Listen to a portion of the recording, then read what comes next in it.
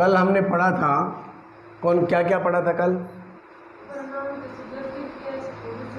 Pronoun का subjective case, subjective case, ठीक है। उसके बाद पोजेसिव केस, उसके बाद ऑब्जेक्टिव केस, ठीक है। कल 3 केस पढ़े थे, subjective case, possessive case, objective case pronoun के। आप लोगों ने इसको याद किया है? जैसे ये सब्जेक्टिव केस में आई था और माई था और मी था। सब्जेक्टिव केस में आई, पोजेसिव में माई, आई मतलब मैं और माई मतलब मेरा या मेरी। लड़की होगी तो वो मेरी कहेगी, लड़का होगा तो मेरी या मेरा, ठीक है। और मी मुझे, ठीक है। ये इसका मतलब है, यानी कि सब्जेक्टिव केस में माई इस्तेमाल करते हैं, मैं, और पोजेसिव केस में माई मेरा, और ऑब्जेक्टिव केस में मी मुझे। ये आप लोगों ने याद भी किए, याद भी कर लिए हैं, ठीक है। इसके बाद हम आगे चलते हैं, पढ़ते हैं प्रेजेंट इंडेफिनेट। क्या पढ़ने जा रहे हैं? Present indefinite.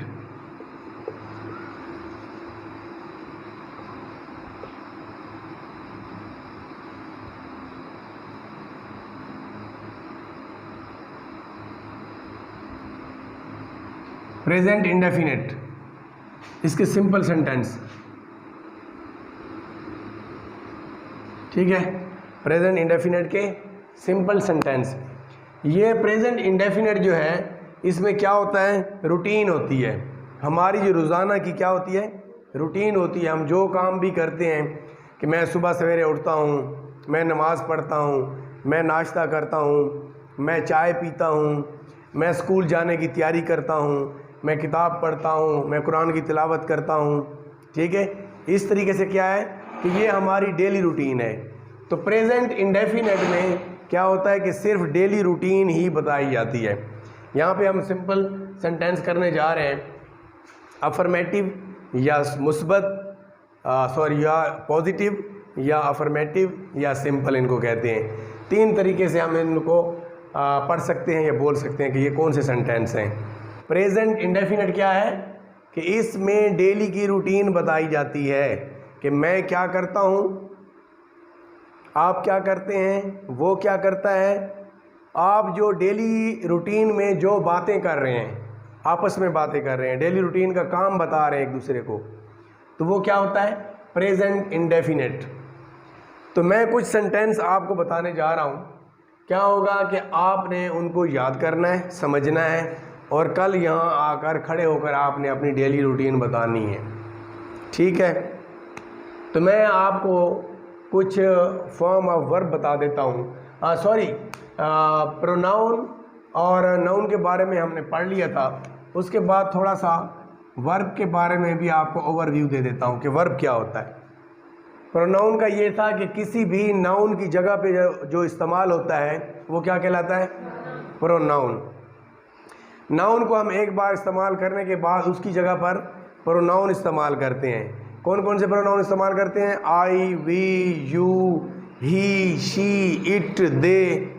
इस तरीके से जितने भी ये प्रोनाउन हैं मुख्तलिफ जगह पर इस्तेमाल होते हैं। और उसके बाद वर्ब क्या चीज़ है? वर्ब के बगैर सेंटेंस नहीं बनता, वर्ब के बगैर सेंटेंस नहीं बनता। 3 चीज़ें होती हैं, एक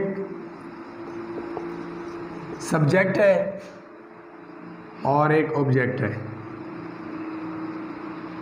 सब्जेक्ट, वर्ब, ऑब्जेक्ट। सब्जेक्ट क्या होता है?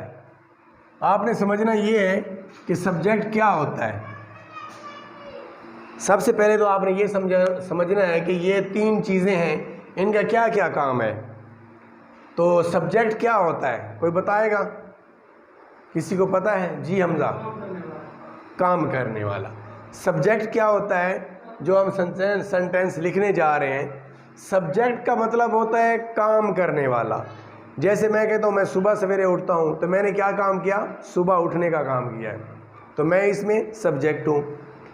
वो स्कूल जाता है, तो वो क्या कर रहा है? स्कूल जाने का काम कर रहा है। असल में वर्ब कहते हैं एक्शन को, किसी हरकत को। कोई भी आप जो वर्ब इस्तेमाल करते हैं उसमें लाजमी कोई ना कोई एक्शन होता है। सुबह का आपका उठना एक एक्शन है, स्कूल जाना एक एक्शन है, आपका नमाज़ पढ़ना एक एक्शन है, आपका वज़ू करना एक एक्शन है, इसी तरीके से नाश्ता करना एक एक्शन है, यूनिफॉर्म पहनना एक्शन है, आपने अपना बस्ता तैयार किया, बस्ते को बंद किया, ये भी एक एक्शन है। मतलब ये है कि आप जो भी काम करते हैं वो एक एक्शन है, और उसको हम क्या कहते हैं? वर्ब कहते हैं। किसी भी एक्शन को क्या कहते हैं? वर्ब कहते हैं। अब जो मैं बोल रहा हूँ ये भी एक एक्शन है। मेरा बोलना क्या है? एक एक्शन है। आपका सुनना क्या है? ये भी एक एक्शन है। आपका देखना भी एक एक्शन है। बोलना, सुनना, देखना, सूंघना भी एक एक्शन है। मैं खुशबू सूंघता हूँ, तो क्या है ये भी एक एक्शन है। तो अब आपको वर्ब समझ आ गया कि कोई भी काम जो आप कर रहे हैं, चाहे ज़बान से, आँख से, नाक से, कान से, हाथ से, पाँव से, आपका चलना भी एक एक्शन है। तो वो क्या कहलाता है? एक्शन कहलाता है, वर्ब कहलाता है। उसके बाद तीसरे नंबर पर आता है ऑब्जेक्ट। तो ऑब्जेक्ट क्या है? अब सब्जेक्ट का पता चल गया, काम करने वाला, जो एक्शन ये कर रहा है, जो काम कर रहा है, जो एक्शन ये कर रहा है, वो सब्जेक्ट है। और सब्जेक्ट के बाद वर्ब क्या है? खुद एक्शन है, खुद एक काम है। और उसके बाद है ऑब्जेक्ट। तो ऑब्जेक्ट क्या चीज़ है? ऑब्जेक्ट जिसके मुतल्लिक काम हो रहा है। आम रूटीन में हमें यहाँ पे स्कूलों में पढ़ाया जाता है कि जिसके ऊपर काम हो रहा है। ऐसी बात नहीं है कि जिसके मुतल्लिक काम हो रहा है, यानी कि जिस चीज़ के बारे में आप बता रहे हैं। जैसे मैं कहता हूँ कि मैं स्कूल जाता हूँ, अब स्कूल ऑब्जेक्ट है यहाँ पर, तो स्कूल के बारे में बता रहा हूँ। मैं कहाँ जाता हूँ? स्कूल जाता हूँ। मैं नमाज़ पढ़ता हूँ, अब नमाज क्या है? ऑब्जेक्ट है, यानी कि मैं नमाज के बारे में बता रहा हूँ कि मैं उसे पढ़ता हूँ। मैं स्कूल के बारे में बता रहा हूँ कि मैं स्कूल जाता हूँ। मैं किताब पढ़ता हूँ, मैं किताब के बारे में बता रहा हूँ। तो जिस चीज़ के बारे में बताया जाता है वो क्या होती है? ऑब्जेक्ट होती है। वो क्या होती है? ऑब्जेक्ट होती है। अब मैंने कल भी थोड़ा सा आपको ओवरव्यू दिया था, कल वाले लेक्चर में, लेक्चर नंबर 2 था वो। तो ये लेक्चर नंबर 3 में मैं आपको बता दूं कि सब्जेक्ट में हमेशा क्या क्या चीज़ आएगी। मेरी तरफ तवज्जो करें। सब्जेक्ट में हमेशा क्या आएगा?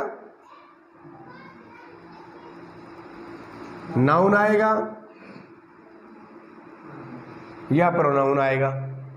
सब्जेक्ट की जगह या तो नाउन होगा या प्रोनाउन होगा। यहाँ पे एक्शन है,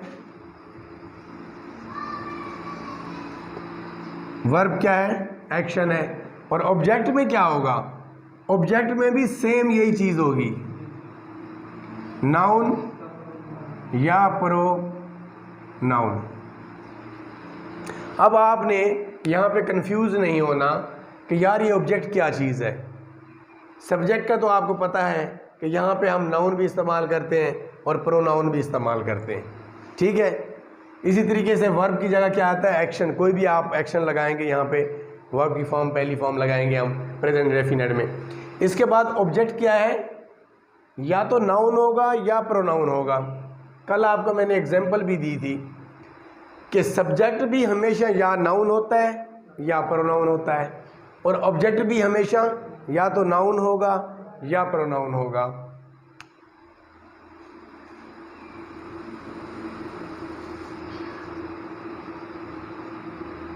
असलम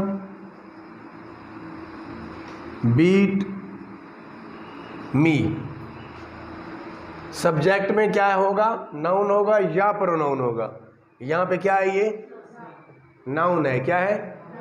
ये एक्शन है। बीट मतलब मारना, कोई एक्शन है ना। इसके बाद ये मी आ गया। मी क्या है? ऑब्जेक्ट तो है लेकिन मी क्या है? प्रोनाउन है। क्या चीज़ है?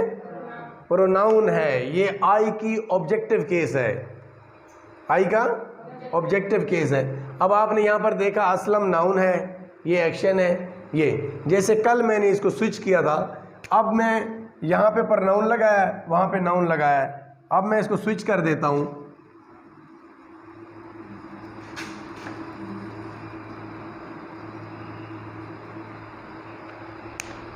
असलम मुझे मारता है, अब हो गया मैं असलम को मारता हूँ।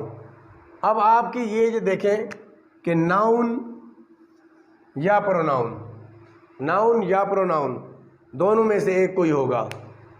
साबित कर दिया आपको, या तो नाउन इस्तेमाल करेंगे आप सब्जेक्ट में या प्रोनाउन करेंगे। इधर भी आपको यही चीज़ साबित करके दिखा दी कि ऑब्जेक्ट के अंदर भी या तो प्रोनाउन होगा या नाउन होगा, इसके अलावा और कोई चीज़ नहीं आ सकती, इसके अलावा और कोई चीज़ नहीं आ सकती। अब मैं आपको कुछ सेंटेंस बताने जा रहा हूं जो आपके डेली रूटीन के सेंटेंसेस हैं, जो आप डेली रूटीन में जो जो काम करते हैं उसके बारे में आपको बताने जा रहा हूं। अब आपने इनको जो है सरसरी तौर पे देखना है, समझना है और इसको याद कर लेना है।